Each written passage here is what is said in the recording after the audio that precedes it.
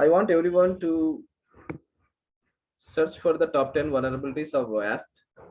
What is meant by OWSP? Reply in the chat window.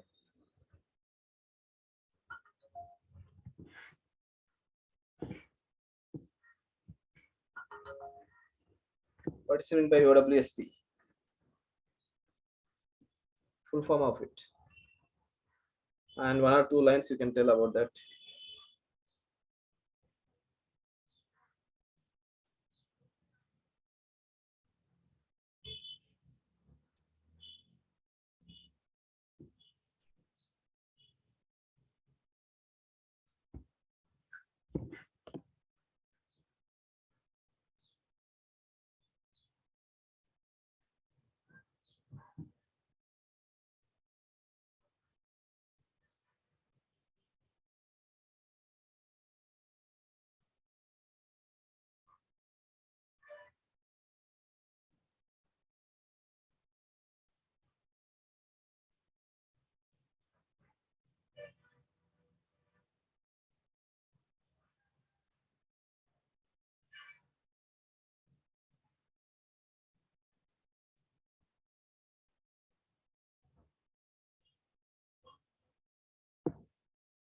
WASP stands for Open Web Application Security Project. Okay, that is the full form.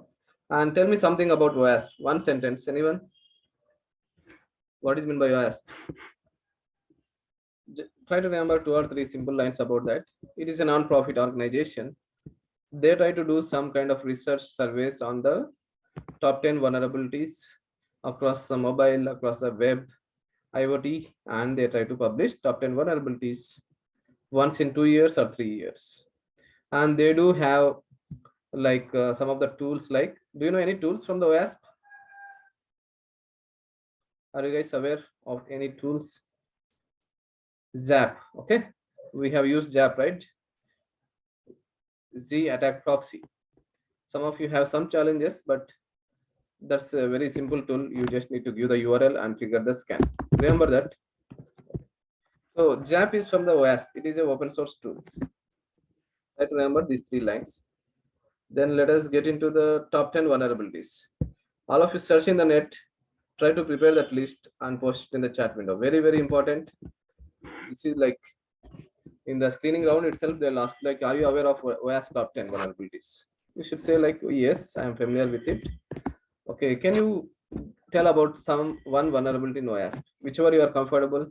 Injection attacks, authentication issues, authentication failures, broken access control.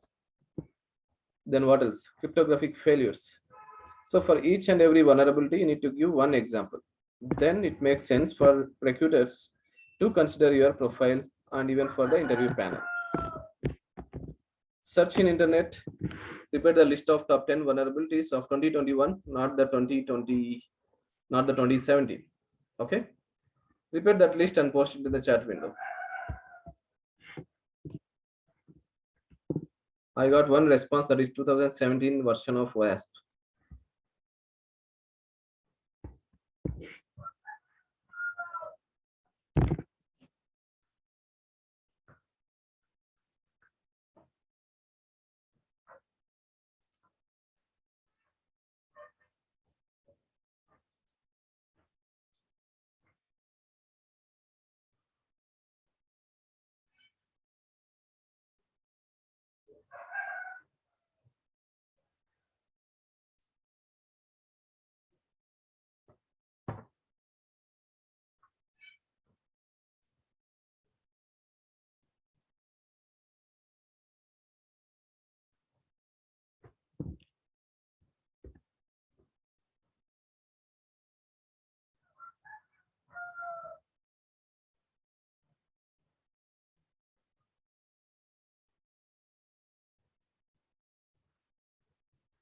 Put it in the notepad, then post it in the chat window.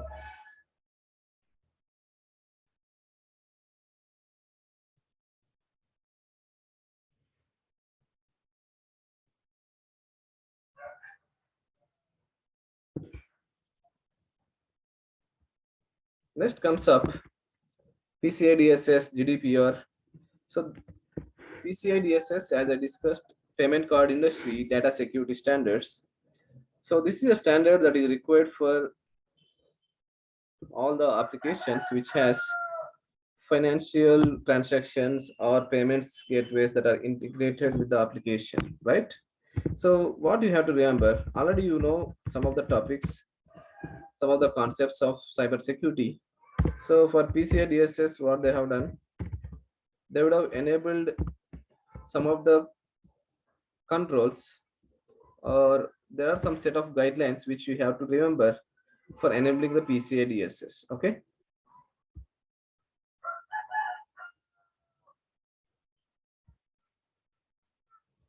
I'll go through one after another those guidelines.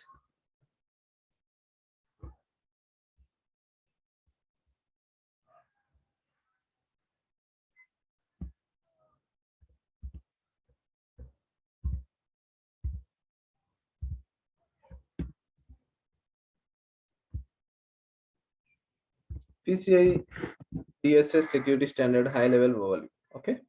We'll go through, we have to remember these points when you talk about PCI DSS, and it is very important for you to put this standard in your resume.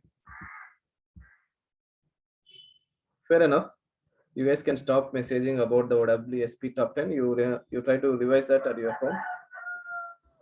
Build and maintain a secure network and systems. What does it mean? Can anyone give me one example? What is your understanding on maintaining a security network? Maintain a secure network and systems.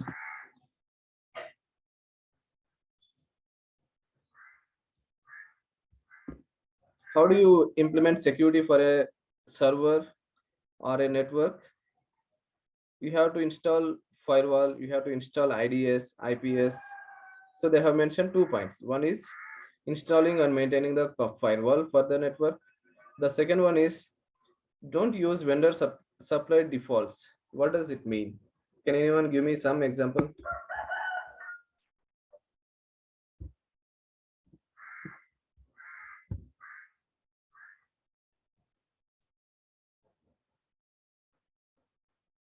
Don't use vendor supplied defaults or system passwords or other security parameters. It is very simple. Don't use default settings. What is the problem if you use default settings? People will guess it. Admin as a username, password as a password, username as a user, password as a password. So definitely, like, the attackers are going to guess that login details, or it can be some other values as well. Have you done bug bounty? Have you covered bug bounty session? Yes, no? Okay, fine. We'll do it tomorrow or day after tomorrow, no issues. Fine. Then protect card holder data. Protect card holder data means you are a credit card user, you are a debit card user, or you are a savings bank account user, right? As a and you are a customer to a bank. It is the responsibility of the bank or the firm to ensure that your card details are protected. So what is that you have to do to protect the confidentiality of the data? Protect stored cardholder data, that is the third point. Encrypt the transmission of the cardholder data across open public networks. It is not just you are having the card, you are trying to use that card for multiple transactions, POS systems.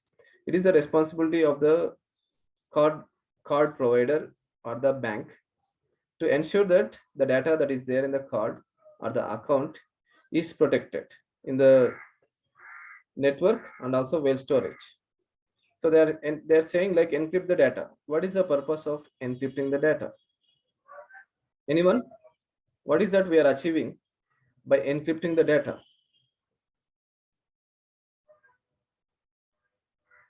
What do we achieve by encrypt the data?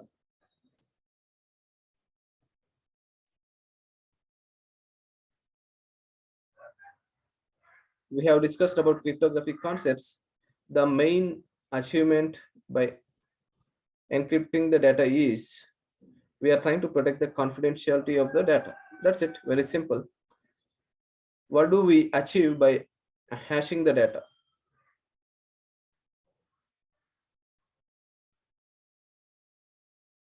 Why do we use hashing? We are using hashing to protect integrity. So the second point of PCI DSS is protect cardholder data that we are trying to protect by storing in a secure manner and by encrypting the data in the network layer. Data at rest and data at transit. Data at rest means the data that is stored in the servers or any kind of devices. Data at transit. Transit means data while communicating or while commuting. Okay, that's how like we have to protect the data during the transit and during the rest. Maintain a vulnerability management program. So how do you keep your systems updated from any kind of malicious users or malicious scripts? You can regularly update the malwares and any kind of softwares in your systems, patching. So develop and maintain secure systems and applications. Vulnerability management means you should have a program where that process involves finding the vulnerabilities, fixing the vulnerabilities and remediation, then reporting. Again, find some more vulnerabilities, try to fix it. That is a cyclic process that will be covered as part of vulnerability management. You need to find the critical assets, check if there are any risks for that assets, check check for the risks, try to find the risk and then close that risk and do the assessment again try to find out the critical assets. That is a repetitive cycle that is part of vulnerability management program. Implement strong access control measures. So you have your servers, you have your application. We don't give access to each and everyone, right? Say for example, you are working for Wipro. Only Wipro employees will have access to their organization. Others will not have the access. Within the Wipro, again, like finance department people only can enter into the finance department area, right? Similarly, like engineering team who has access to the R&D, they only can access the R&D labs. Like that, you need to have strong access control measures for the data, for the applications, and for the systems. So implement strong authentication and identification mechanism to have stronger access control mechanism. Identity and access management. Okay. CyberArk, one of the tool used for identity and access management. Oracle IAM tool. So these tools will help you to create the rules for the users so that only those users can access some of the applications. Regularly monitor and test networks. So we have to monitor the traffic across the network, across the applications, across the systems, and then monitor and test. Also test. Do some vulnerability assessment and penetration test to ensure that your network and your systems are protected. What are the tools we have used for monitoring the network traffic, analysis of network traffic within the infrastructure? What are those tools called? Not the system level, infrastructure level. Yesterday we discussed about SIEM tools, right? Security information and event management. Remember 2 or 3 tool names: Splunk, QRadar, McAfee, Semantic, okay, Alien Vault. These are the tools that are used for SIEM. SOC Unleashed is a job role where Securonics or Nonix, I'm not sure. So these are the tools which are used for SIEM, SOC Unleashed job role. We have a batch starting from September 1st for the SOC Unleashed. You have learned on the offensive side how to hack the target. On the defensive side, someone is trying to hack your system. Then on the defensive side, you have these SIEM tools to detect any kind of malicious activities. And the last one is maintain an information security policy. Remember, if you join to any organization, they have the policies for the server, they have policies for the laptop, they have the policies for the employee, they have the policies for employee onboarding, employee relieving. For each and everything, be it administrative or technical, it requires some policies. When it comes to the information security, they should have security policy for the laptop, security policy for the antivirus, firewall, network, so proxy, or any kind of activity or any kind of device. There should be a policy. Based on that policy only, we try to proceed within the organization. That is called maintaining an information security policy. Understood? So these are the six guidelines which you have to remember, and each guideline you need to be explaining one or two lines how we are trying to protect, how this PCI DSS standard is helpful in protecting the credit card or debit card holders data and protecting their privacy. Just have a look, try to remember these 6 points, that is enough. There will be a job role only for PCI DSS. They give the complete training, but you should be able to explain these six list of six items. Okay. Fair enough. Does anyone has any questions on this?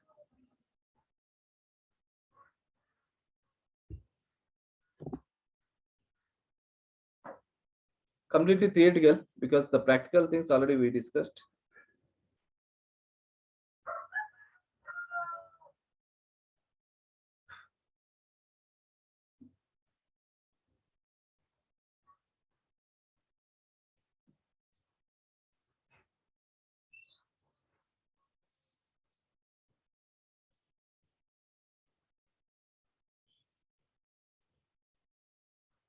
Let us discuss about GDPR, General Data Protection Regulatory.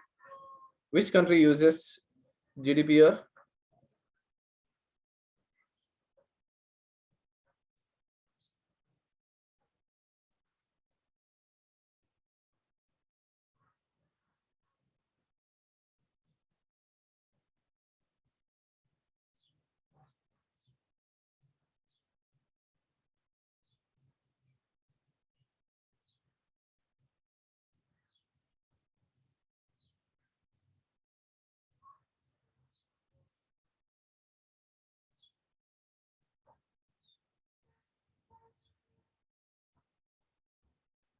European countries. Okay.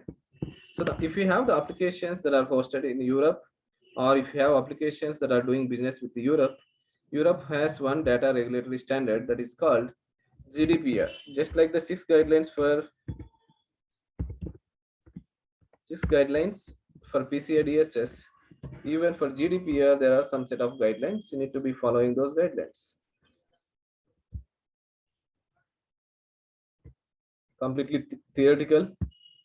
You just need to remember, that's it. There is nothing like programming or nothing like any kind of logic that is involved.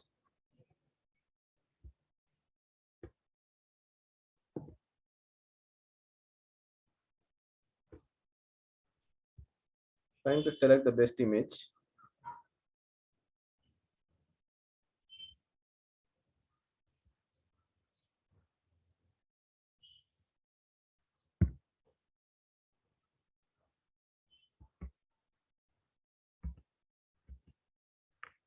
Okay, here it is.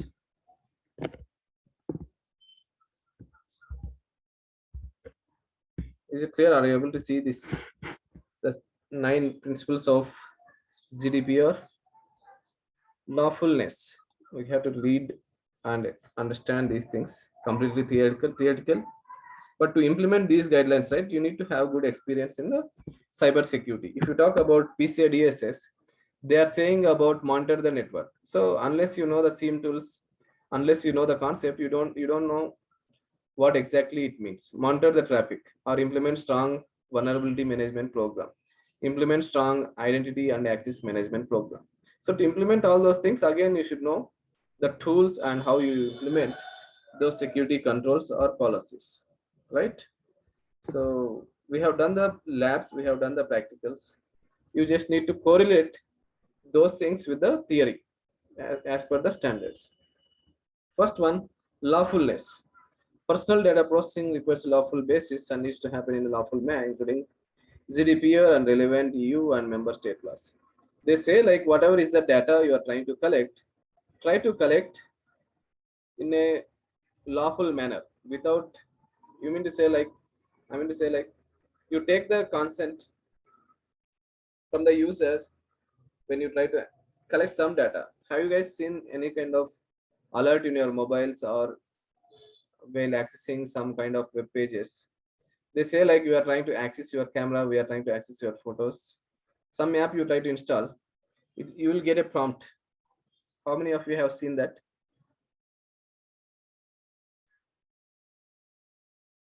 if you have seen that, what is the app you have used, or what is the app, any kind of app, you need to give permissions, and it doesn't require all the permissions. Depending on the app, depending on the mobile app, you get the access. For example, many of you use Truecaller, right? When you try to install that app, it will give you a prompt. We need the permissions on contacts and call list. Am I correct?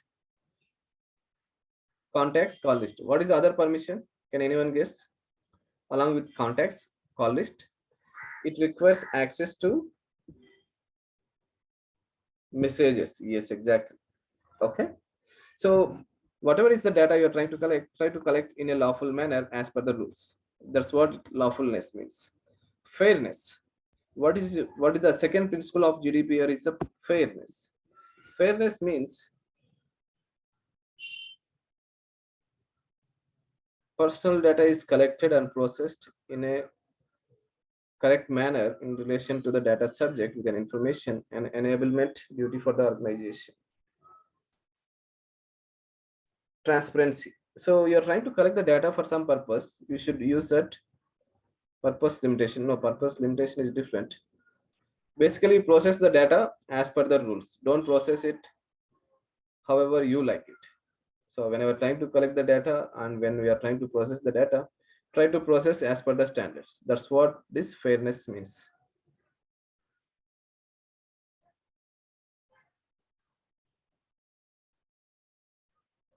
Transparency. What is mean by transparency? The purpose and scope of personal data processing is transparent, clear, informed, easy to understand, and coherent. So is communication regarding an exercise of data subject rights. A lot of theory. Basically, transparency means you are giving some data, and the end user should be aware like what data he has been giving, and also you should have the transparency on the organization or the website, how the data is processed and how the data is stored, like that. Okay. Purpose limitation. What do you mean by purpose limitation? I'm trying to collect the images of the Naukri is there. They're trying to collect the images of the people. So that is just for the job portals. That's it. They cannot publish all the images in their LinkedIn or they cannot use it for any kind of marketing. So basically, whatever is the purpose you have collected the data, and whatever is the consent that is given by the customer, the company has to follow, or company has to be limited the purpose only to that. They should not use it for any other purposes. Very simple. Data minimization. Collecting and processing personal data are kept to the minimum in the context of relevance and adequacy for the purpose of processing. Basically, data minimization means need to know basis. Don't share the data to everyone. Share the data only if it is required to few people within the organization. Right? That's called data minimization. Accuracy. I have given some data, and then after a few days, my address has been changed. So I should have the provision as a customer to update the address details, right? If I don't have the provision, then the address details will be having the older one. So you need to have the accuracy in the data. Keep up to date data. That's it. Storage limitation. So you have provided some data, and when you are given the consent, they have mentioned that the data is used only for one application and for some specific duration of time. Don't use that data beyond that time. That's what storage limitation. Integrity and confidentiality. Ensure that the data is protected, and integrity and confidentiality of the data is protected. Accountability. So for GDPR, there is a special officer. I don't remember the name. Basically, data owner and data controller. Data controller is someone who implements the policy. Data owner is someone who tells the policy. You got it? Say for example, manager is there. he tells like, okay, do VIPD. That's it. He will not be doing it. Who does the VIPD? Engineers will do it. Similarly, any kind of data related work, okay, or information related work, that will be given by the data owner. Data controller is someone who implements those data security policies. So that's what they are saying, that data controller is responsible for compliance with the above mentioned principles and the demonstration of the compliance. So these are the 9 principles which are easy to remember, of course, completely theory. Just try to come up with a single line so that you can remember these 9 policies, 9 guidelines or the principles. So GDPR is done, PCI Dss is done, OS top 10 is done. The next one is SANS25.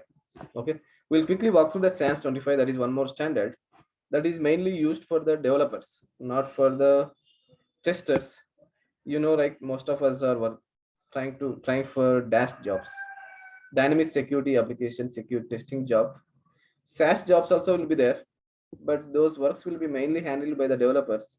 As an engineer, try to have some kind of understanding on the SANS25 vulnerabilities. Okay, I'll go through one after another. Most of this SANS25 will be related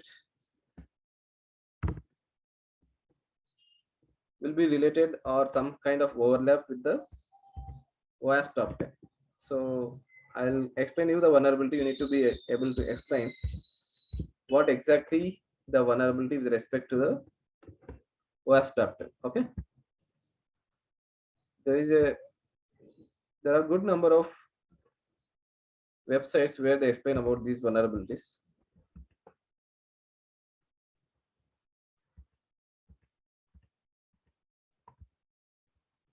Okay,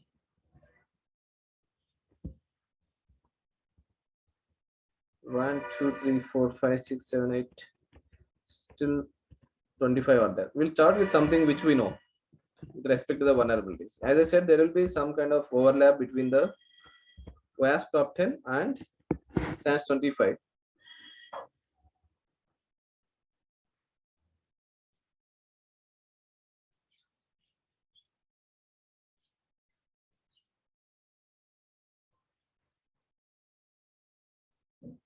Out of bound rate, we'll discuss this later. Okay, the answer: improper neutralization of input during web page generation. This is related to cross-site scripting. Why improper neutralization? When you try to inject some special characters, and when the page is loading that special character, you should consider it like a data, plain text. You should not execute that script. That's what cross-site scripting means. Improper neutralization of special elements used in SQL command. The description itself will tell it is about SQL injection. We have discussed, right? Give me one payload for SQL injection.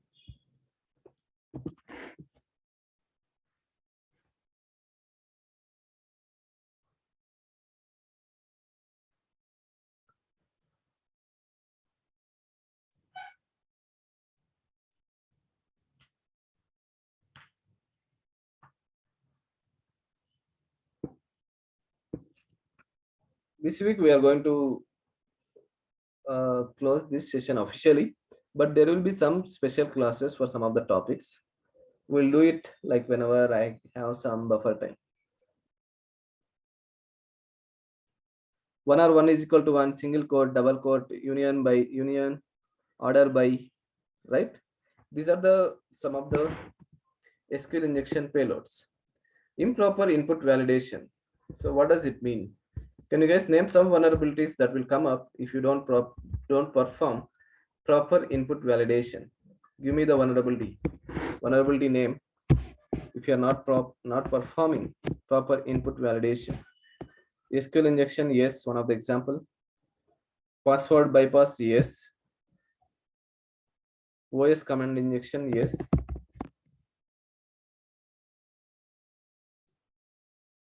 Raja, Anita. XXC attack, XML external entities, yes, that is also is possible if you don't perform proper input validation.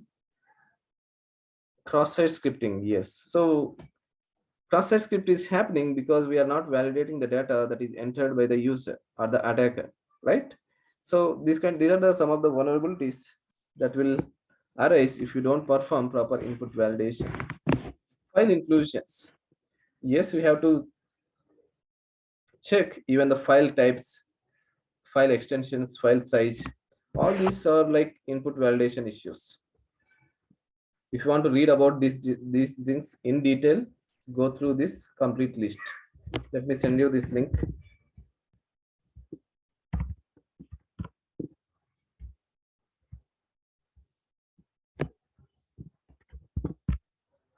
Go through this list in case you want to read.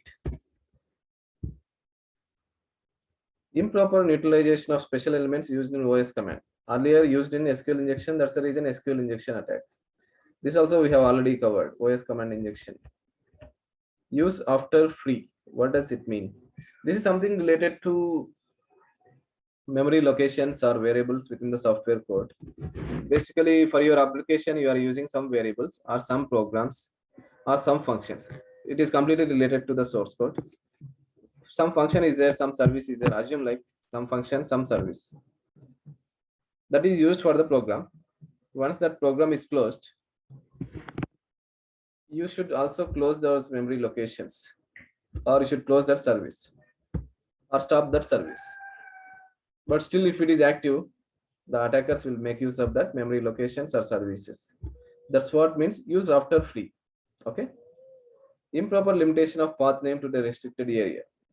Directly path traversal. Dot slash. Cross-site request forgery that we have already discussed, right? CSRF. Unrestricted upload of file with dangerous type. What is the vulnerability they are talking about? The 10th one.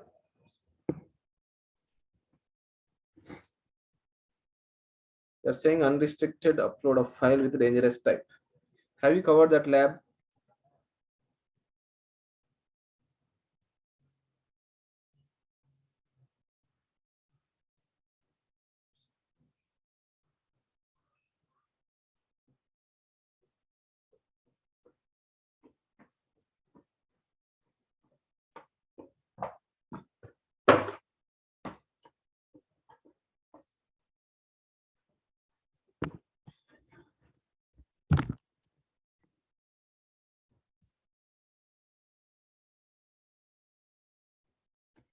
File upload vulnerability. Okay, unrestricted file uploads. That's what they are saying. Null point dereference. What does it mean? Null pointer means what is the value? There is a program. I'm sure, like, though you are not programmers or not developers, at least you should have seen like integer x is equal to 2, integer y is equal to 3, and integer c is equal to x plus y. X is equal to 2, y is equal to 3. What is the value of x plus y? 5. Very simple program, right? X is equal to 10, y is equal to 5, and x by y. What is the value of x by y? 2. 10 by 5, it is 2. Simple program. That is a very simple program. Let me explain you in MS Paint. That will be there. Programming is very easy. In fact, don't get scared. Just a math calculation. That's it. Integer x is equal to 20, and integer y is equal to 30. Integer z is equal to x plus y. This is a program, and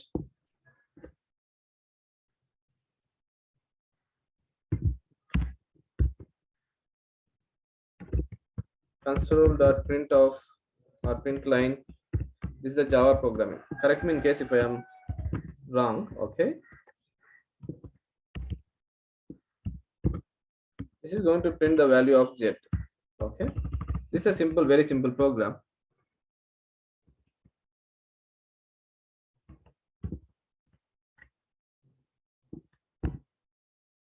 There is one more function here. Function of z means it will do some kind of processing.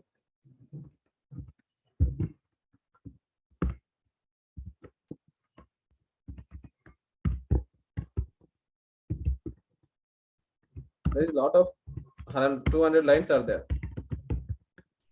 200 lines of code, and then you are trying to print it. This value in this 200 lines of code, z is becoming 0. Z is coming as, we don't know what exactly is code.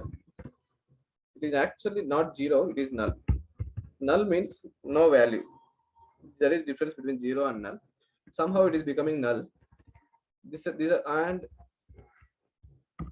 I expect for the next line I am expecting some value for z. You don't get the value, you are getting the null.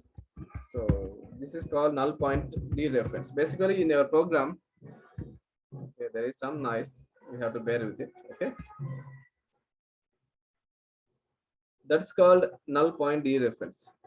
Deserialization of untrusted data. This is related to the insecure deserialization vulnerability. We'll discuss this later. Integer overflow. Can anyone give me what is the best example for integer overflow? Integer overflow, what is the best example? Very simple. Integer occupies 2 bytes or 3 bytes? 2 bytes, I guess. I try to provide, instead of y is equal to 30, y is equal to, the value I am going to provide for y is large value I am trying to provide. What will happen to the application? If they have a check like if the length is equal to 2 bytes, then it's okay. If they don't have any restrictions, or if they are not checking that, the memory location will overflow it, buffer overflow beyond the limits of data. Okay, this is called integer overflow or buffer overflow, all the things. Stack and heap. Improper authentication we have discussed. Use of hard-coded credentials. Best example, admin. Okay. Missing authorization, broken access control we have discussed.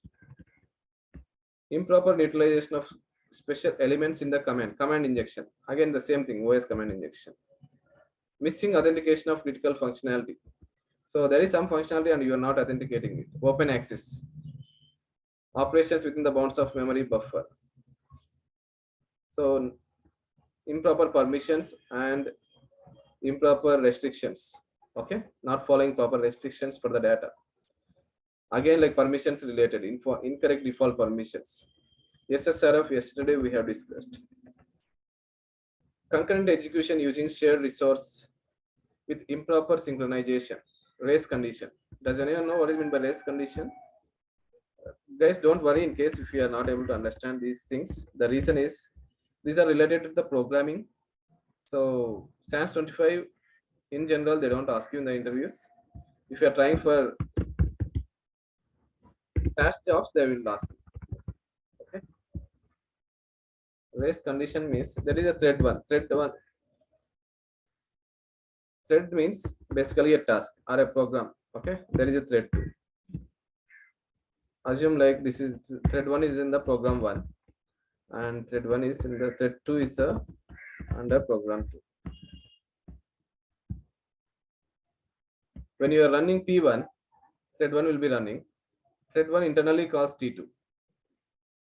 And when you are running T2 under P2, okay, thread 2 again like internally calls T1. So this is a cyclic process which is never going to end. What will happen to the program or the application? One more best example, you are trying to restart the system and there is a program. The moment that program launches, again your system will restart. You restart your system, the moment you try to log in, there is one process. That process is restarting your system. Again the restart. After restart, you log in, the process will start. So it is never going to allow you to log into the application or the system, right? These things comes under race conditions. Continuous process, looping process.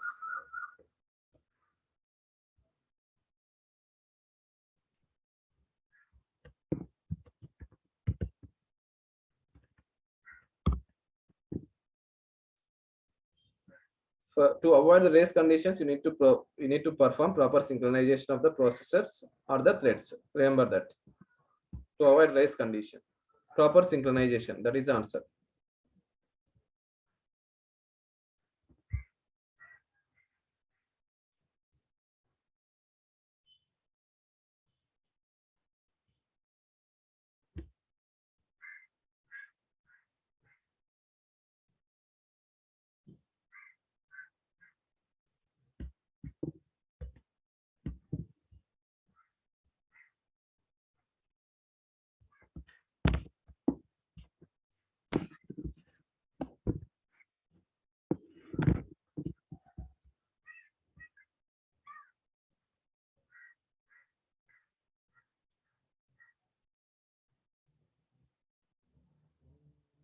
No, I don't think these examples are going to have understanding. Just remember that multiple processes will run and those processes are not never going to end in case of race conditions. Uncontrolled resource consumption. You have some resources, you have some memory allocations, and you haven't defined any kind of restrictions to those resources will come under uncontrolled resource consumption. Improper restriction of XML external entity reference. XXC attack we need to cover, we'll do it tomorrow. Remember, tomorrow insecure deserialization and XXC attack I'm going to cover. Code injection, remote code execution, or any kind of script injection attacks comes under that. Out of bound reads, out of bound writes. These things again related to the buffer overflow. Okay. So two vulnerabilities are insecure deserialization and XXC attack, which we are going to discuss tomorrow. And in case if you want to have a good study or if you want to go in deep, I have shared you this link, go through that one after another. Okay. There are a lot of things to study. I have given the SANS25 on the high level.